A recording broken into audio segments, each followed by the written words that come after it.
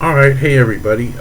There's a few items I've collected up, and we're going to check out some of these old things. Of course, now this is an old wind-up record player. You actually had to crank up the spring, and it would turn, I think, 78s and other sizes like that. Here's an old cash register. There's an old sewing machine.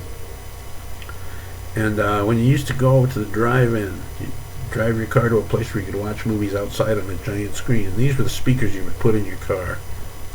I dialed 5-digit phone numbers on this kind of phone. And here's a wall model. And here's an old record player. The records had a great sound. And these are 45s. And this is a jukebox. That's usually where you would find 45s. You go up and select the songs you want to hear, and pay a few cents to hear the songs. And then later on, jukeboxes kind of modernized and went to the individual booths where you could order the songs, but still the whole restaurant would hear the same songs that you selected. Here's a radio, and you used to be able to actually build crystal sets that would use the crystal's natural ability to pick up radio signals, and you could listen without any batteries or anything. You just hook an earphone to it, and you could tune in stations by moving that little wire across that tube.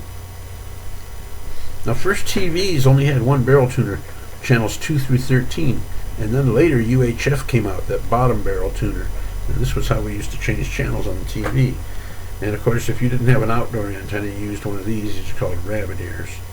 And if your TV ever broke down, you take the back off and pull out all the tubes that are now replaced with transistors and microchips and things like that. But you pull out tubes, you take them to the drugstore, plug them into this machine, see which ones were good, see which ones were bad, and buy the ones to replace and put them all back in your TV, and it would work again. So that's what that was all about. Here's a reel-to-reel tape deck. And although it was cumbersome and, kind of hard to put on a tape that would last maybe an hour, hour and a half or whatever, but the sound was pretty darn good. And then later came the very popular cassettes, and then the not so popular 8-track player. Now here's a component stereo rack. These were nice because they had some good power and good control over the equalization and volume and pan and all that stuff. And these sounded really nice. They gave out good warm sound. This is a video cassette. Beta and VHS both came out with video cassettes. The Betas were a little shorter than this. And even though the Beta had much cleaner picture, the VHS had less moving parts, so it won out the battle of the formats. And it's rare to find Beta tapes anymore. Here's a camera that used to take film, and this is some film, but this is not the same. This is not the right film for that camera. This was for a 110 camera. And people used to go to photo booths. You'd sit in the booth and you'd get 4 pictures taken, and they'd develop and they'd come out of a little slot in the side there. And there was different ways of viewing pictures. Here's a 1-eye viewer, and then the more popular 2-eye or stereo 3D viewer. And here's a little movie viewer. These are all like toy viewers. And then later, then video games started coming on the market, and things changed a lot after that. Now there's a video camera, one of the first video cameras that I owned. It was a toy camera, but it actually did the job. Here's some toys. I'm sure a lot of us remember these things. And of course, you know what these are? These go with these. Those are skate keys, and these are skates with metal wheels that strap to your feet. Huh. Who was tough, huh? Of course, everybody probably had one of these. And this little, this was a Pluto dog. You'd squeeze from under the base, and the strings would go loose, and he'd go limp. You could make him dance and sit and wag his tail and all kind of things. Here's the cootie game for a very juvenile age game. You'd see who could put their cootie together the fastest by playing the game and winning parts to do it. This thing, you'd squeeze it over and over and make sparks, and the sparks would shine through the little spinning filters. There's another one from the front, but that's all that was. Made sparks and spin around and kind of make noise. Here's pickup sticks. I don't know anybody that hasn't played pickup sticks. And barrel of monkeys. And these are caps. You used to get pistols to fire the caps off in, but you could also go out on the sidewalk and smack them with rocks, and that would work too. Lincoln Logs. That was a fun toy. It was a very constructive toy. And there was Silly Putty and Play-Doh and Tinker Toys. I love Tinker Toys. They were cool. You can make all kinds of neat things with Tinker Toys. Mr. Potato Head. It came with a plastic potato, but you use a real potato if you wanted to. But we had really cool toys too when we were kids. There was chemistry sets. We could actually play with chemicals. You could go buy chemicals, and you could make stuff bubble and change color and disappearing ink, and if you were lucky enough, you could get something to blow up. And even girls got into chemistry. Here's one with a microscope. The microscopes are always fun. A lot of learning. Some of the toys were really good back then. And then here's some of the games we had. Booby Trap. You pull the pieces out of there one at a time. And before the last one to make this spring finally let go and blow everything out of there was the loser. Here's Jeopardy. That was a game of questions and answers, or vice versa, really. Battleship. Everybody knows Battleship. That was a lot of fun. And Operation. I guess just about everybody had Operation. Of course, Slinkies. They're still popular today. The large and the small size. And here is Slinky Dog. Believe it or not, he was a toy long before the movie Toy Story came out. And in fact, almost everything in that movie was originally a toy. Etch-a-Sketch. That was fun. Wiggle the knobs and move the little thing to make the pictures appear. Spirograph. Had one of those too. Vacuum Form. Now this involved heat. You would put a thin piece of plastic over a hot plate on one side, and you'd put a mold like a toy mold on the other side. And then when the thing was sticky and ready to real pliable, you'd flip it over to the other side real quick and suck all the air out, and it would draw it down over the mold, and you'd make these toys, and you could cut them out and paint them and glue them together and stuff. And here was another toy that involved heat. This was the Creepy Crawler Factory. You could make all these bugs and worms and stuff out of rubber. This liquid rubber that would come in these bottles. You get several different colors and make all these things in these plates. This was silly. These were on the market. They were flying things, and they were basically just paper airplanes in weird shapes, but they were cheap, and I had them. I collected them. This was a crazy toy. It had a second bug too, Horrible Hamilton, and I don't know what the other one was, but it would go along the floor and trap soldiers that got in its way with its jaws. Going to school. Well, how far back do you remember in school? You remember getting stars when you did something good? Remember going to the library and having to sign the card, and you'd get it stamped with a date when it was supposed to come back? The card would be in a slot in the back of the book. Remember sharpening your pencil on these things? Of course, nowadays they're electronic.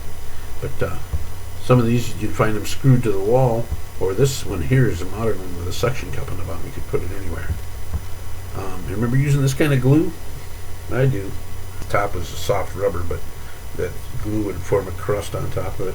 Here's an overhead machine. Remember learning a lot of things. The teacher would put a transparency down and write on the transparency, and you'd see it over their shoulder on the screen.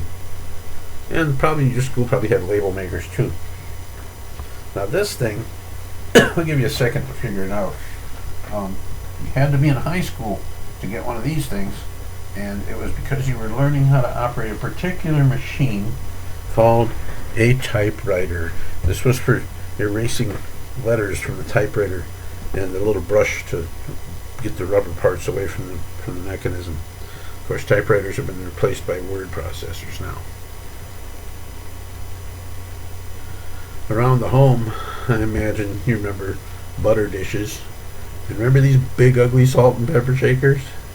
And of course, Tupperware came in all kinds of different colors, and they were stackable and very useful. Actually, Tupperware was good.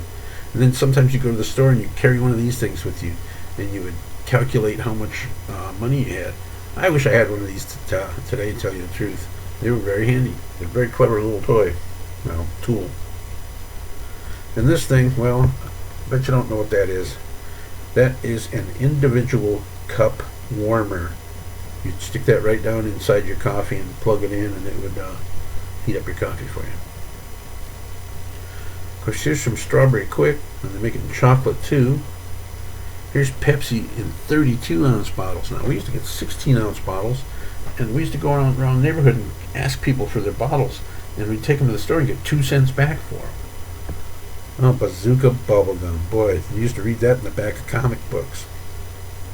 Speaking of comic books, there was always these fun ads in comic books where you could buy things that you just wouldn't believe. Look at this cabin. 5 for $4 and get this cabin big enough for kids to play. Because it's just cardboard folded together. Here's some monsters you can grow. It's those little compressed pill things you throw in the water. Here you could actually buy a monkey. You could actually buy a monkey from a comic book. Unbelievable. Here's a bunch of other little things. But this is for earning points for something. You get all these different things back as prizes.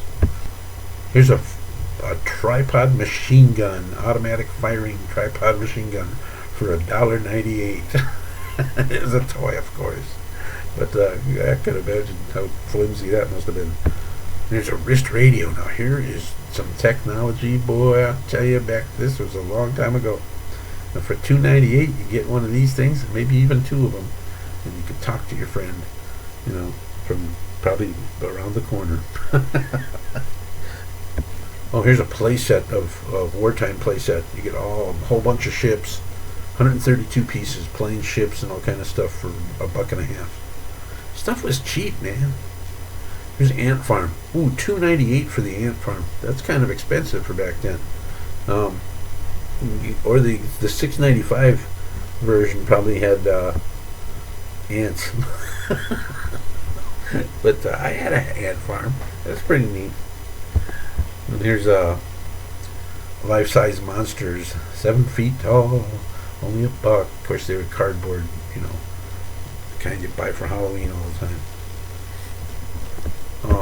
Some of the pages of the comic books just had all these micro ads of all kinds of silly things you could get, like, black gum and X-ray glasses and a little hand buzzer. And then here's a cardboard rocket ship for $4.98, over 6 feet long. And it sounded totally unreal, but actually here's an example of one of those kind of things. There's an actual one that it's just a cardboard toy, but still, that was one of them. Now there was some bizarre stuff too. This is a coffin bank. You put the coin on the right edge there, and a hand would come out and drag it inside. Nose glasses. Lum's hot dogs steamed in beer. Can you believe that? That didn't last very long. Now, some computers you actually had to hook to the antenna of the back of your television. You had this adapter here where you'd plug your antenna on one side and your computer on the other and switch back and forth to watch TV or use the computer. Oh. And I love the Munsters. This was the model kit. I had that model kit. It was so cool. And this was the Grandpa's car. I never had that model kit, but that was pretty cool too. Here's the Batmobile. Of course, that car, that was a really famous ride there. I wish I had some of the other models. There was a lot of cool car models. But there was the Rat-Fink series too. This was one of them. And they always had the ridiculous oversized engines and the rat driving the car with his head sticking out the top of the roof and an extra long gear shift. Always had an extra long gear shift. And here's another one. Another Rat-Fink model. Now, when the time came to go to the moon, I got this model, although I don't have a picture of the actual model, but there was also a cardboard version which you could get from the Sunoco gas station. I used to get one of these all the time. And it would fold into this. That's a cardboard model, believe it or not. And it's really cool. And here's the sea view from the TV series Voyage to the Bottom of the Sea. Actually, it was a pretty cheesy series. It was made by the same people that did Lost in Space, and even though, I mean, when you were a kid, it was pretty exciting stuff. But when you look at it nowadays, I had to laugh. But the flying sub was cool. This was part of the series too. Flying sub would drop out from underneath the sea view, and this was the actual model. I had this model too.